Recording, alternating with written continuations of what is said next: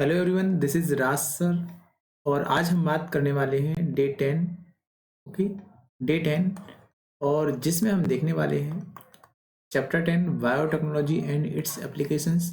और अभी तक यहाँ पे डे 1 से लेके और डे 9 तक की वीडियो को अपलोड कर दिया गया है, जिसमें every day 1 chapter are included of the class 12th biology NCERT solutions. And अब नाउ स्टार्ट करते हैं क्वेश्चन नंबर फर्स्ट। तो क्वेश्चन नंबर फर्स्ट कहता है कि crystal of Bt toxin produce by the some bacteria and do not kill the bacteria themselves. उन्होंने कहा कि जो बीटी टॉक्सिन होता है ये बैक्टीरिया से ही प्रोड्यूस होता है, तो ये बैक्टीरिया को किल क्यों नहीं करता। And bacteria are resistant to the toxins, toxin immature, toxin inactive होते हैं, bacteria includes with in the toxin special. तो इसका राइट ऑप्शन क्या हो जाएगा? Option C is right now. क्योंकि जो टॉक्सिन होता है तो पहले ये इनएक्टिव रहता है, पहले क्या होता है? इनएक्टिव रहता है। एंड जैसे ही बैक्टीरिया की बात करें कि बैक्टीरिया में जब ये टॉक्सिन है तो बैक्टीरिया में जो टॉक्सिन रहता है तो उसमें प्रेजेंट रहता है ये इनएक्टिव फॉर्म में। ओके, और इनएक्टिव फॉर्म में रहता है, इसी को बोलते हैं हम protoxin, which get convert into active form. लेकिन ये फिर कन्वर्ट हो जाता है आपका किसमें? एक्टिव फॉर्म में। When it enter the body of insect, और उसके बाद ये इंसेक्ट की बॉडी में क्या कर जाएगा? इंटर कर जाएगा, है ना। जैसे कि सपोज दैट कोई ये इंसेक्ट है, इस बैक्टीरिया को ये टॉक्सिन इनएक्टिव फॉर्म है, लेकिन जैसे ही इंटर किया तो फिर जैसे ही इसके अंदर जाएगा तो फिर ये एक्टिव बनेगा। बाहर तो इनएक्टिव ही रहता है, लेकिन जैसे बॉडी के अंदर गया तो ये क्या हो जाएगा? एक्टिव हो जाएगा। Question number second, question number second कहता है ट्रांसजेनिक बैक्टीरिया। ट्रांसजेनिक बैक्टीरिया क्या है? और यूजिंग एनी वन एग्जाम्पल, इसका कोई एग्जाम्पल बताओ। तो अगर हम ट्रांसजेनिक बैक्टीरिया की बात करें तो transgenic bacteria contain foreign gene and intentionally introduce into the it's genome. मतलब उन्होंने कहा कि ट्रांसजेनिक बैक्टीरिया जो होते हैं तो ये फॉरेन जीन को कंटेन किए रहते हैं। ओके, और इनको इंट्रोड्यूस करते हैं किसमें? जीनोम में। And they are manipulated to express the desirable gene for production of various commercially important product. मतलब ये कि हमको सपोज दैट एक अच्छा प्रोडक्ट चाहिए, हमको एक अच्छा प्रोडक्ट चाहिए, तो उसके लिए हम क्या करेंगे? डिजायरेबल जीन को सिलेक्ट करेंगे, और डिजायरेबल जीन सिलेक्ट करेंगे तो इसके बाद जब इनका मैनिपुलेशन होगा, बहुत सारी कॉपी बनेगी, तो उसके बाद हमको क्या मिल जाएगा? गुड प्रोडक्ट मिल जाएगा। तो उसके लिए उन्होंने एक बैक्टीरिया का एग्जाम्पल लिया, वो क्या है आपका? इकोलाई। इकोलाई, तो ट्रांसजेनिक बैक्टीरिया क्या है? इकोलाई है। In the plasmid of E coli 2 DNA success corresponding A and B chain. अब देखो, जैसे कि सपोज दैट ये बैक्टीरिया है, अब बैक्टीरिया के अंदर क्या होता है? प्लाज्मिड भी होता है भाई, सर्कुलर स्ट्रक्चर रहता है ना। और यहाँ पर डीएनए है, ये डीएनए हो जाएगा, चलो ठीक है। तो यहाँ पर बैक्टीरिया का क्या है? प्लाज्मिड है, plasmid of E coli, 2 DNA sequence corresponding A and B chain human insulin are inserted. हमने क्या किया भाई? ए और बी चेन ह्यूमन इंसुलिन की क्या कर दी? इंसर्टेड कर दी as to product and respective human insulin chain ends after the insertion of insulin gene into bacterium. अब जैसे ही हमने इस बैक्टीरियम के अंदर ह्यूमन इंसुलिन की ए और बी चेन को क्या किया? इंटर किया, इंट्रोड्यूस किया, तो जो बैक्टीरियम रहेगा बिकम ट्रांसजेनिक। अगर ये बैक्टीरिया ट्रांसजेनिक बैक्टीरिया है तो ये क्या कर देगा? स्टार्ट कर देगा producing chain of the human insulin. ये ह्यूमन इंसुलिन की चेन को बनाना क्या कर देगा भाई? स्टार्ट कर देगा। और उसके बाद फिर हम क्या करेंगे? एक्सट्रैक्ट करेंगे ह्यूमन इंसुलिन को, कहाँ से? इकोलाई बैक्टीरिया से, and combine from the human insulin. तो देखो ये बताया भी गया है यहाँ पे कि हमने पहले क्या लिया? प्रो इंसुलिन लिया, है ना, प्री प्रो इंसुलिन। वही क्या है आपका? प्रो इंसुलिन है। तो इसमें हमने क्या लिया? ए चेन है, ये चेन ए है, और ये चेन आपकी क्या है? बी। यहाँ पर ए चेन COOH जुड़ा, यहाँ पर NH2 जुड़ा। ओके, और ये किससे जुड़ा? सिंगल पेप्टाइड बॉन्ड से जुड़ा। और ये आपकी क्या है, सी चेन है। ये क्या है आपकी, सी चेन है। तो यहाँ पर जो ए और बी चेन जो जुड़े होते हैं तो ये डाइसल्फाइड से, किससे जुड़े होते हैं, एसएस डाइसल्फाइड से जुड़े होते हैं। और जब उसके बाद अब अगर इसमें सी चेन प्रेजेंट रहती है तो इसको बोलते हैं हम प्रो इंसुलिन, है ना, इमेच्योर इंसुलिन। और जैसे ही हमने सी चेन को हटा दिया, सी चेन को हटा दिया, सी चेन को, तो फिर बन जाएगा आपका क्या, ये इंसुलिन बन जाएगा। तो देखो ये वी चेन ए चेन और यहाँ पर सल्फर के डाइसल्फाइड के बॉन्ड है यहाँ पे, है ना, NH2 और COOH। तो ये बन जाएंगे आपके क्या, क्योंकि ये, अच्छा ये क्यों, क्योंकि ये प्रोटीन नेचर का हार्मोन्स, तो आपको पता ही है कि भाई प्रोटीन नेचर में क्या रहते हैं, अमीनो एसिड रहते हैं, बहुत सारे अमीनो एसिड क्या बनाएंगे, प्रोटीन बनाएंगे। Okay, question number 3। Question number 3 में हमको बताना है compare and contest of the advantage and disadvantage of production of GM crop. मतलब हमको GM क्रॉप के लाभ बताना है, इसके क्या क्या लाभ हैं, और दूसरी बात इसकी हानि क्या क्या है, ये हमको बताना है। तो द प्रोडक्शन ऑफ GM का मतलब होता है जेनेटिकली मॉडिफाइड या ट्रांसजेनिक प्लांट है सेवरल एडवांटेज। तो इसके एडवांटेज देखते हैं प्लांट में, तो क्या क्या एडवांटेज है। फर्स्ट है कि most of GM crop have been develop from pest resistance. मतलब मोस्टली हमने जो GM क्रॉप है इसको डेवलप किसके लिए किया, पेस्ट को रेजिस्ट करने के लिए, रोकने के लिए, which increase the crop productivity. क्योंकि देखो अब ये रेजिस्टेंट है, ये इन्फेक्शन करना बंद कर देंगे, तो हमारी जो फसलें खराब हो रही थी तो उसकी वजह से डिक्रीज हो रही थी उसकी प्रोडक्टिविटी, लेकिन अब हमारी प्रोडक्टिविटी क्या हो जाएगी भाई, बढ़ जाएगी, इंक्रीज हो जाएगी। एंड इसी की वजह से हम क्या कर लेंगे, रिड्यूस या रियलाइंस ऑन द केमिकल पेस्टिसाइड, मतलब केमिकल पेस्टिसाइड क्या हो जाएंगे, कम हो जाएंगे। दूसरा, तो एक पहला कारण हो गया। दूसरा देखो भाई, many variety of GM food crop have been developed which have enhance nutritional quality. बहुत सारी GM क्रॉप क्या करते हैं भाई, न्यूट्रिशनल क्वालिटी को क्या कराती हैं, इम्प्रूव कराती हैं या उसको बढ़ाती हैं। फॉर एग्जाम्पल अगर हम बात करें गोल्डन राइस, बहुत इंपॉर्टेंट, गोल्डन राइस की बात करें तो गोल्डन राइस क्या है, एक राइस की वैरायटी है और जिसमें बहुत ज़्यादा मात्रा में विटामिन ए पाया जाता है। इसका डायरेक्ट क्वेश्चन आता है कि अगर एक व्यक्ति की आंखों में कुछ प्रॉब्लम है, उसको ब्लाइंडनेस हो गया या रतौंधी आ रही है उसको, तो कौन सा चावल उसको देना चाहिए, तो क्या, गोल्डन राइस। फिर तीसरा different, this plant prevent loss of fertility of the soil. ये क्या करते हैं, मिट्टी की फर्टिलिटी को लॉस होने से बचाते हैं, प्रिवेंट करते हैं, and increasing the efficiency of the mineral usage. फिर फोर्थ क्या है आपका, फोर्थ है they are highly tolerant and unfavourable abiotic condition. मतलब ये यह एबायोटिक कंडीशन में हाईली टॉलरेंस हो जाते हैं और अनफेवरेबल। फिर लास्ट है आपका फाइव है the use of GM crop decrease the post harvesting loss of crop. मतलब पोस्ट हार्वेस्टिंग मतलब खेती के बाद, हार्वेस्टिंग के बाद जो कंडीशन रहती है उसको हम पोस्ट हार्वेस्टिंग बोलते हैं। तो उनसे जो क्रॉप का लॉस हो रहा है, मतलब after the agriculture post harvesting loss of crop, तो ज़्यादा लॉस हो रहा, इंक्रीज हो रहा। लेकिन अगर GM क्रॉप का यूज कर देंगे तो उससे आपका लॉस तो होगा लेकिन बहुत कम होगा लॉस, है ना। तो ये ध्यान रख सकते, तो ये 5 आपके मेन इंपोर्टेंट कॉज थे, इंपोर्टेंट है बेनिफिट। फिर देखो, and they are certain controversy regarding the use of genetically modified crop. लेकिन इसके जो GM क्रॉप है तो इस पर कंट्रोवर्सी चलती रहती है। कैसे sir, use of this crop can be affect native biodiversity, क्योंकि ये हमारी नेटिव बायोडाइवर्सिटी को क्या करती है, अफेक्ट करती है इन एरिया, है ना। मतलब तो ऐसा समझो, सपोज दैट यहाँ पर अपन ने GM क्रॉप का यूज किया तो ये क्या करे, जैसे यहाँ पर जो इसकी नेटिव बायोडाइवर्सिटी है और कोई जो पास पास वाली जो फसल है तो इस पर क्या जाएगा, इसका अफेक्ट आएगा। Okay, and use of VT toxin, अब हमने BT टॉक्सिन का यूज किया तो BT टॉक्सिन क्या करता है, डिक्रीज कर देता है पेस्टिसाइड के अमाउंट को, and pausing threat for beneficial insect pollinator such is a honey bee.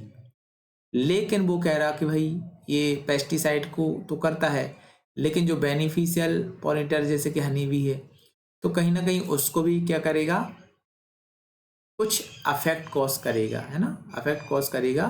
तो कुल मिला के ये बात चली आपकी डिसएडवांटेज की। अभी अपन ने ऊपर एडवांटेज कर लिया, अब यहाँ से अपना डिसएडवांटेज शुरू हो रहा। And if the gene expressed for Bt toxin get expressed in the pollen and honey bee might to be affected, और हनी भी क्या हो जाएगी, इससे अफेक्टेड हो जाएगी। तो इसका रिजल्ट क्या निकलेगा कि भाई पॉलिनेशन नहीं हो पाएगा। इसका रिजल्ट तो ये निकलेगा कि भाई process of pollination honey bee would be affected. Honey भी क्या कर रही थी, पॉलिनेशन करा रही थी, लेकिन वो अफेक्टेड हो जाएगा। And generally modified crop are affecting human health, ये हमारी ह्यूमन हेल्थ को भी क्या करते हैं, अफेक्ट करते हैं। दे सप्लाई एलर्जन, ये एलर्जन कॉज करते हैं। Antibiotic resistant marker in the body, है ना, जो हमारी बॉडी एंटीबायोटिक रेजिस्टेंट है, तो कहीं ना कहीं इनकी वजह से वो पहले जो रेजिस्टेंस पावर ज़्यादा थी लेकिन वो कम हो रही है। And they can cause genetic pollution and wild relative cropland and it is the affecting our natural environment. तो इस प्रकार से हमारे नेचुरल इन्वायरमेंट को अफेक्ट करते हैं। Question number 4, what are the cry protein, cry protein क्या है ये हमको बताना है। तो name an organism that produce it, how is man exploited this protein is benefit. तो क्राई प्रोटीन क्या है, ऑर्गेनिज्म का नाम बताओ जो इसको प्रोड्यूस करता है, और ये हमारे लिए बेनिफिट कैसे हैं बताओ। तो क्राई प्रोटीन सबसे पहले देखो, तो क्राई प्रोटीन एक ऐसा प्रोटीन होता है जो इनकोडेड बाय क्रायोजीन, क्रायोजीन के द्वारा ये क्या होता है, इनकोडेड होता है। तो ये प्रोटीन एक तरह का क्या है, टॉक्सिन है ना, और जो किससे प्रोड्यूस होता है, बैसिलस थुरिजेनेसिस बैक्टीरिया, ये इस बैक्टीरिया से क्या हुआ भाई, प्रोड्यूस हुआ। एंड दिस बैक्टीरियम कंटेंट, ये बैक्टीरिया क्या कंटेंट करता है, इनएक्टिव फॉर्म में कंटेंट करता है। जो बीटी बैसिलस थुरिजेनेसिस है तो ये इसको रखता है किसकी फॉर्म में, इनएक्टिव फॉर्म में कंटेंट करता है। And when inactive toxin protein is indigested by insect, अब सपोज दैट ये बैक्टीरिया है, अब इसमें क्रायोजीन है, अब ये और एक बैक्टीरिया आ गया, अब इसने यहाँ पर, अब चलो ये बैक्टीरिया कहाँ पर, लीफ पर बैठा, ये इस पर गया, तो इसने क्या भाई, ये जो इनएक्टिव प्रोटीन है तो ये कहाँ पर चले जाएगा, इसके अंदर, और जैसे ही अंदर जाएगा तो अभी तो ये इनएक्टिव था लेकिन अंदर गया तो अब क्या हो जाएगा, ये एक्टिव हो जाएगा, और एक्टिव होकर इसकी गट को क्या कर देगा भाई, फुला देगा, और इस वजह से इसको मार देता है, मतलब इस बैक्टीरिया को ख़त्म कर देता है ये। तो activated by the alkaline pH of gut, कैसे एक्टिवेट हो जाता है, क्योंकि जैसे अंदर गया तो यहाँ पर गट में अल्कलाइन पीएच है, और इसी की वजह से ये लाइसिस कर देता है epithelial cell wall and eventually death of the insect, मतलब यहाँ पर ये लाइसिस कर देगा, और लाइसिस करेगा, देखो लाइसिस जैसे करेगा तो इसकी जो बॉल रहेगी फट जाएगी तो बैक्टीरिया की क्या हो जाएगी, या इंसेक्ट की आ जाएगी, आपकी डेथ हो जाएगी, ठीक है ना। And man has exploited this protein develop certain transgenic crop and insect resistant such as Bt cotton and Bt corn, है ना, तो बीटी कॉटन और बीटी कॉर्न इसके क्या है example, important question. Question number 5, इसमें हमको बताना है जीन थेरेपी क्या है, जीन थेरेपी क्या है और इसका एग्जाम्पल बताओ। एडीए डेफिशिएंसी, है ना, एडीए का फुल फॉर्म ध्यान रखना, एडिनोसाइन डीएमिनाइज डेफिशिएंसी। तो सबसे पहले देखते हैं जीन थेरेपी क्या है बेटा। जीन थेरेपी की बात करें तो यह एक ऐसी टेक्निक होता है जीन थेरेपी, देखो उसके नाम से जीन की थेरेपी, जीन की थेरेपी से हम क्या कर सकते हैं, जीन को हम सही भी कर सकते हैं, कौन से जीन को, डिफेक्टिव जीन को। तो जीन थेरेपी एक ऐसी टेक्निक है जिसकी वजह से हम करेक्ट कर सकते हैं डिफेक्टिव जीन को, and through the gene manipulation, gene manipulation के द्वारा। तो ये है क्या, it involve the delivery of normal gene into the individual of the replace defective gene. हम क्या करेंगे, सपोज दैट, ऐसे समझो इसको, सपोज दैट एक ये चिंकू है ना, ये डिसीज वाला चिंकू है, ये नॉर्मल वाला चिंकू है, तो इसके जीन कोई ख़राब है तो हम इसके जीन को अलग कर देंगे, रिप्लेस कर देंगे, और दूसरा जीन क्या डाल देंगे, इसके अंदर डाल देंगे, है ना। तो वही लिखा है कि डिफेक्टिव जीन को हम निकाल के और उसमें हम इंट्रोडक्शन करा देंगे जीन एडिनोसाइन डीएमिनेज। अच्छा, ये एडीए की कमी है, एडिनोसाइन डीएमिनेज है इन एडीए डेफिशिएंट इंडिविजुअल्स, तो उसमें क्या है, एडीए की कमी है। अब एडिनोसाइन डीएमिनेज एंजाइम ये इंपॉर्टेंट होता है भाई, ये हमारे इम्यून फंक्शन के लिए इंपॉर्टेंट है, तो लिखा है यहाँ पर इट इज़ अ, एक minute, it is a enzyme is a important for the normal functioning of the immune system. कौन? एडीए। तो एडीए हमारे इम्यून सिस्टम के लिए क्या है भाई? अगर हमारा नॉर्मल इम्यून सिस्टम काम कर रहा है, मतलब हमारी डिसीज कॉजिंग ऑर्गन से लड़ने की जो क्षमता है, तो हमारा इम्यून सिस्टम देता है भाई। तो ये क्यों काम कर रहा है? एडीए की वजह से। किसकी? एडीए की वजह से। अब आप खुद बताओ, अगर एडीए की बॉडी में कमी आ जाएगी तो क्या हमारा सिस्टम अच्छे से काम करेगा? क्या नहीं करेगा ना। और नहीं करेगा तो इसकी वजह से हमको क्या हो जाएगा भाई? ये एडीए की कमी हो जाएगी। तो लिखा ना कि the individual suffering from this disorder can be cured by transplantation of the bone marrow cell. अगर कोई व्यक्ति इस बीमारी से सफ़र करता है तो हमको पहले बोन मैरो ट्रांसफ़र कर सकते हैं हम। फिर the first step involve the extraction of lymphocyte from the patient bone marrow. मतलब ये हम क्या करेंगे? सबसे पहले हम पेशेंट की बोन मैरो से लिम्फोसाइट लेंगे और उनमें हम क्या करेंगे? एडीए को डालेंगे। कौन से जीन को? Functional gene for ADA introduce करेंगे इनटू द लिम्फोसाइट। लिम्फोसाइट में डाल दिया with the help of retrovirus and these treated lymphocyte containing the ADA gene and introduced into the patient bone marrow, and the gene get activated producing the functional T lymphocyte and activating the patient of the immune system। देखो वहां पर इसने क्या कहा है, चलो इसको मैं थोड़ा सा और समझाने की कोशिश करूंगा बेटा। एक मिनट।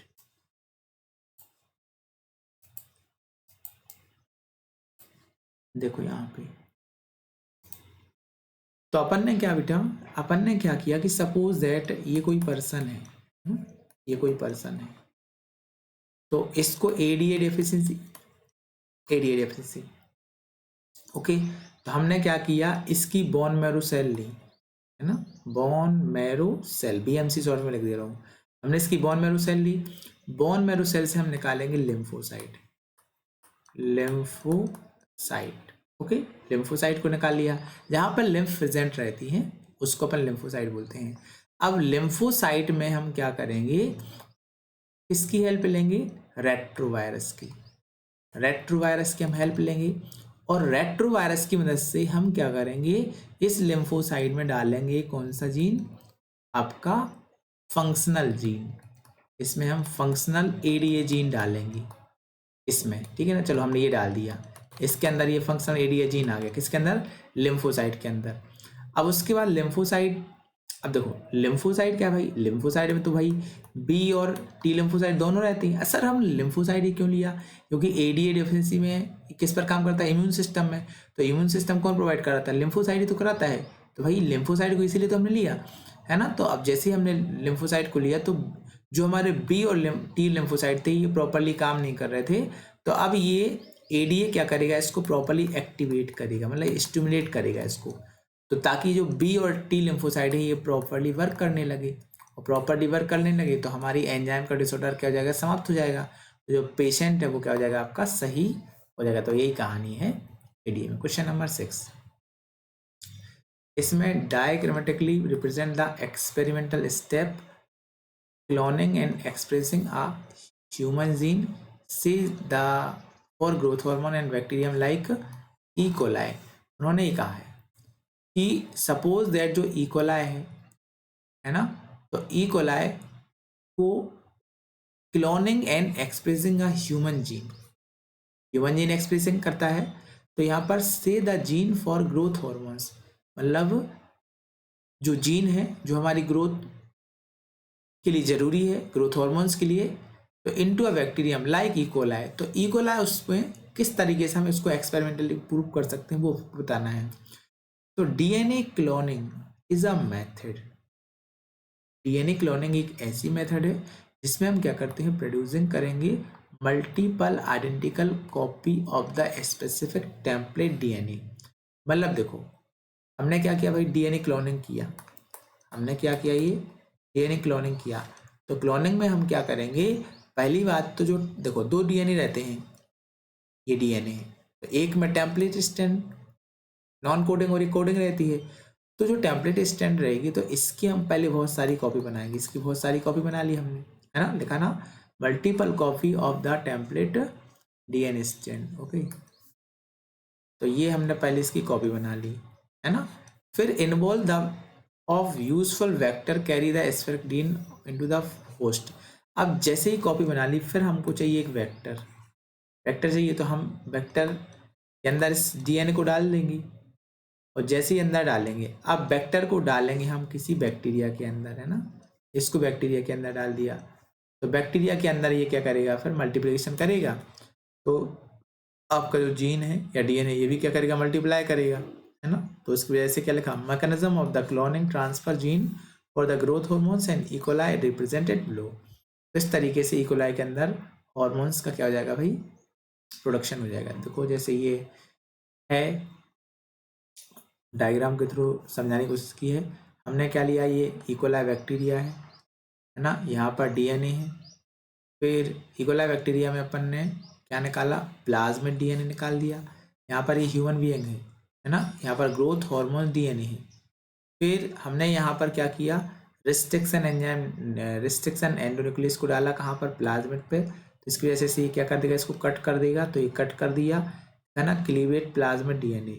अब यहाँ पर हमने यहाँ पे इसको कट कर दिया एंडोन्यूक्लियस के मीडियम से, आपका जो डीएनए, तो इसको भी अपन ने कट किया। देखो ये यहाँ से कट कर दिया, यहाँ से कट कर दिया।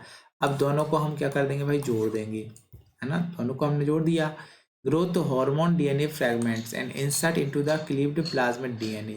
अब जैसे ही दोनों को जोड़ दिया, तो देखो ये, जब दोनों को, देखो यहाँ पर दोनों ही, प्लाज्मिड भी है और ये आपका ह्यूमन का डीएनए भी है, तो इसी को बोला recombinant DNA containing the human growth hormone gene. तो हमने एक दोनों को मिला के एक जीन तैयार कर लिया, कौन सा हार्मोन, ग्रोथ हार्मोन जीन।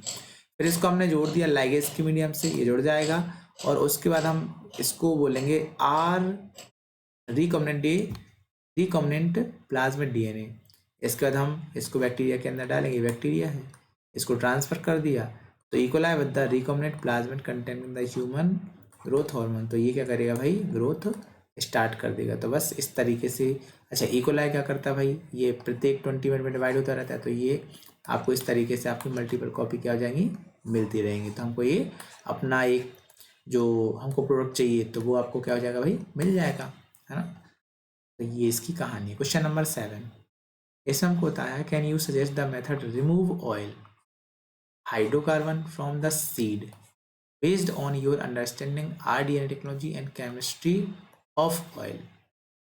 इसमें उन्होंने कहा कि अगर हम सीड लेते हैं और सीड से ये रिमूव करते हैं, तो मतलब आरडीएनए टेक्नोलॉजी की अंडरस्टैंडिंग की अकॉर्डिंग आप उसको समझाने का प्रयास कीजिए। तो आरडीएनए क्या होता है आपको पता ही है, आरडीएनए क्या होता है भाई, रिकॉम्बिनेंट डीएनए टेक्नोलॉजी होता है। यह एक ऐसी टेक्निक होती है जिसका यूज करते हैं हम manipulating the genetic material for organism to obtain desired result. मतलब हमने आरडीएनए को बनाया, उसके बाद हमको एक अच्छा रिजल्ट चाहिए, तो हम क्या करेंगे, डिजायर्ड रिजल्ट पाने के लिए किसका यूज करेंगे भाई, आरडीएनए का।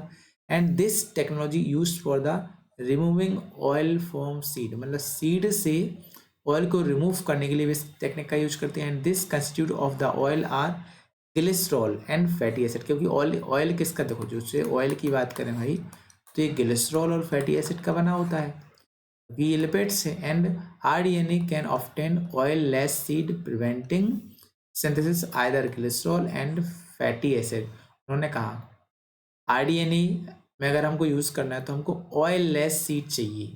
कौन सी सीड चाहिए, ऑयल लेस, ऐसे सीड जिनमें ऑयल ना हो, है ना, by preventing synthesis either glycerol और फैटी एसिड, इसकी सिंथेसिस को प्रिवेंट कर सके। And this is done removing by the specific gene responsible for the synthesis. तो ये उन्होंने बताया। क्वेश्चन नंबर नेक्स्ट, इसमें हमको गोल्डन राइस के बारे में बताना है। तो आपको पता ही भाई कि गोल्डन राइस क्या होता है, ये एक जीएमओ क्रॉप का एक चावल होता है।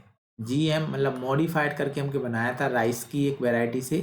राइस की वैरायटी मतलब Oryza sativa which has been developed fortified food area and where there is a shortage of dietary vitamins A and it contain precursor of provitamin A is called beta carotene। मतलब उन्होंने कहा कि अगर हम provitamin A की बात करें, तो इसको अपन ने क्या कहा भाई, बीटा कैरोटीन कहा। And which has been introduce in the rice, तो हमने इसको राइस में इंट्रोड्यूस कराया through the genetic engineering.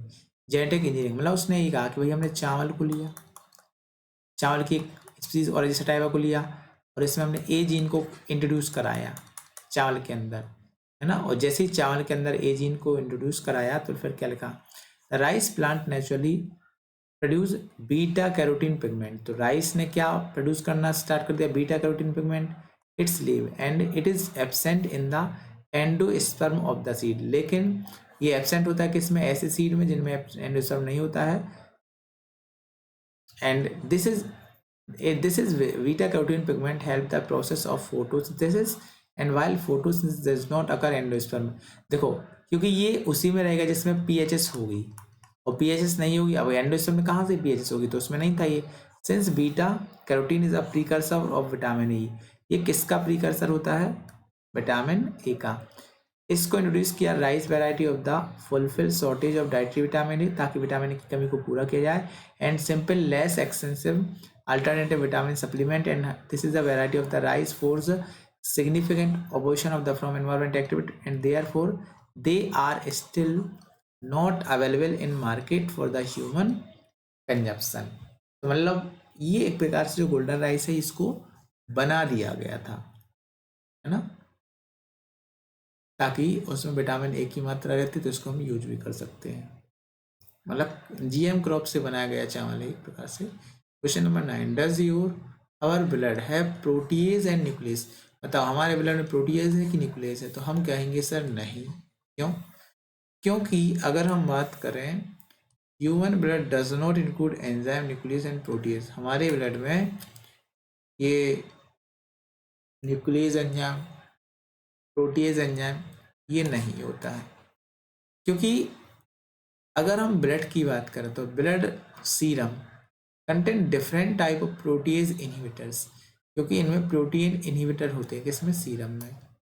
And which protect the blood protein from the being broken down action of protease. क्योंकि अब देखो प्रोटीएज अगर रहेंगे तो भाई ये तो हमारे प्रोटीन को तोड़ेंगे, क्योंकि प्रोटीएज क्या होता है, ऐसे एंजाइम जो प्रोटीन को तोड़ते हैं, प्रोटीन को अमीनो एसिड में तोड़ते हैं। तो हमारे ब्लड में ये नहीं होता क्योंकि ब्लड में प्रोटीन भी है, तो इसलिए यहाँ पर नहीं रहेगा, वरना ये प्रोटीन को तो तोड़ते जाते, है ना। पता चला कि हमारा जो एच भी है ब्लड में ये तो बचता ही नहीं फिर। And the nucleus catalyse the hydrolyse of the nucleic acid and absent of the blood. इसी की वजह से ब्लड में क्या है आपका, एब्सेंट। अच्छा क्वेश्चन है। क्वेश्चन नंबर 10 तो लास्ट क्वेश्चन है आपका। इसमें हमको बताना है consult internet and find out how to make orally active protein and pharmaceutical and which major problem of the encountered। तो यहाँ पर इंटरनेट के थ्रू बताओ कि भाई जो फार्मास्यूटिकल प्रोडक्ट बनते हैं जिनमें हम ऐसे प्रोटीन को ही बनाते हैं जिनको हम माउथ के थ्रू लेते हैं, तो इनको लेने से हमको कुछ समस्या आ सकती है कि नहीं आ सकती, या उसके बारे में थोड़ा बताइए। तो orally active protein pharmaceutical content biologically active material होते हैं एंड सच पेप्टाइड और protein antibiotic and polymeric beats होते हैं and it is administered only into the body and through various formulations.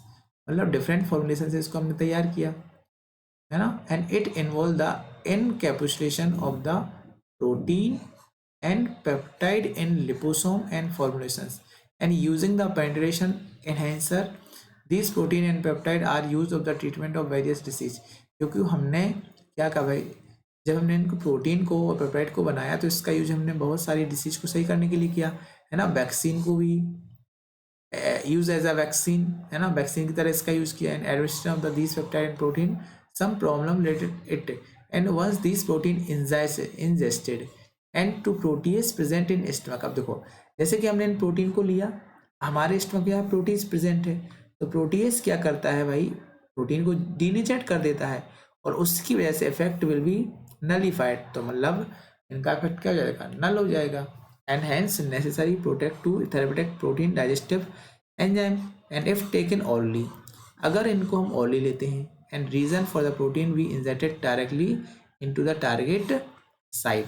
तो उन्होंने ये कहा है, देखो ये एनकाउंटर इसलिए नहीं कर पाते हैं क्योंकि जैसे कि अगर हमारी बॉडी हम प्रोटीन लेते भी हैं तो भाई प्रोटीन का डाइजेशन तो होता है कि नहीं, है ना। अगर डाइजेशन नहीं होगा तो फिर तो प्रॉब्लम हो जाएगी। तो जैसे ही हम प्रोटीन को लेते हैं तो प्रोटीन का क्या हो जाएगा, डाइजेशन हो जाएगा हमारे कहाँ पर, स्टमक रीजन पर। ओके, तो ये सारी कहानी बताई है, इम्पोर्टेंट नहीं है। तो ये अपना चैप्टर हो गया। आई थिंक आपको समझ में आ गया होगा। अगर समझ में आया तो चैनल को सब्सक्राइब कीजिए। Okay, thank you so much बेटा।